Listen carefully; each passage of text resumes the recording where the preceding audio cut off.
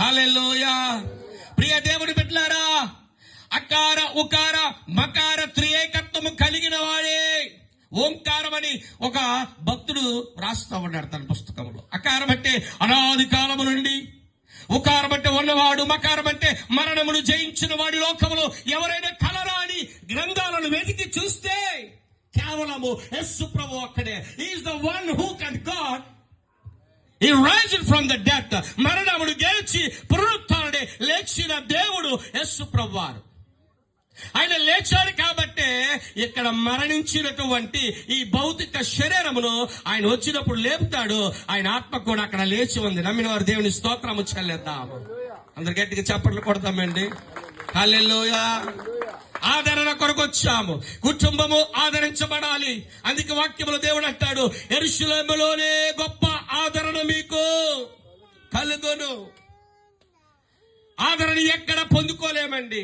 నువ్వు బాగుంటే నీ మీద పడి అసూయ పడేవారు నీ బంధువులు అనేక మంది ఉండొచ్చు.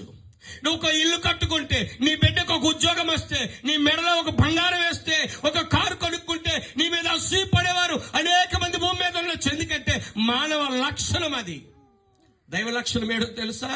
నువ్వు ప్రభువుకి ఎంత లోబడి ఉంటావు ఆయన నిన్ను హెచ్చిస్తూనే ఉంటాడు. నువ్వు అడుగుతుంటే ఆయన ఇస్తుంటాడు. వద్దు నాయన చాలు ప్రభు అని అన్నా సరే నువ్వు నమ్మకత్వంతో విశ్వాసంతో ఆయన పరిచర్యలో యథార్థత కలిగిన వ్యక్తిగా, పురుషుడిగా, స్త్రీగా ఉంటావో నిన్ను దేవుడు ఇస్తూనే ఉంటాడు, హెచ్చిస్తూనే ఉంటాడు. నమ్మిన వారంతా ఆమేనని చెప్దాం. గట్టి చెప్దాం ఆమేనని. ఈ పేట అంతా నిలబడినట్లు గట్టి చెప్దాం ఆమేన్. హల్లెలూయా, హల్లెలూయా. అందుకే ఇందాక మా పాస్టర్ గారు ఆ పాట పాడారు. తర్వాత వేరే సహోదరులు కూడా పాడారు. నీ జీవితం విలువైంది. చరణం ఉంది కదా, సంపాదన కొరకు పుట్టలేదు నీవు, పోయేటప్పుడు ఏది పట్టుకొని ఉన్నంత వరకే నాదని పీకులాడుకుంటాం. నువ్వు తల్లి గర్భములో పిండముగా రూపము దాల్చినది మొదలుకొని ఆ నవమాసములు తల్లి మోసిన తర్వాత ఆమె గర్భము ధరించి మళ్ళా జన్మనిస్తే ఏ విధముగా ఒట్టి చేతులతో పుడతావో చనిపోయిన తర్వాత కూడా ఒట్టి చేతులతోనే వెళ్ళిపోతావు. ఏది మోసుకొని పోవు.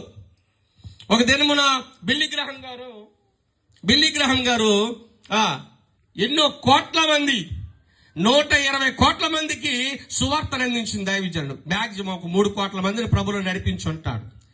సౌత్ అమెరికాను గడగడలాడించినటువంటి దైవజనుడు, గొప్ప అభిషేకం కలిగిన వాడు. ఆయన బిల్లీ గ్రహం గారు చికాగో రాష్ట్రం వస్తున్నారని తెలిస్తే చాలటండి 10 లక్షలు 12 లక్షల మంది ప్రజలు కూర్చునేవారట గ్రౌండ్ పట్టేది కాదట.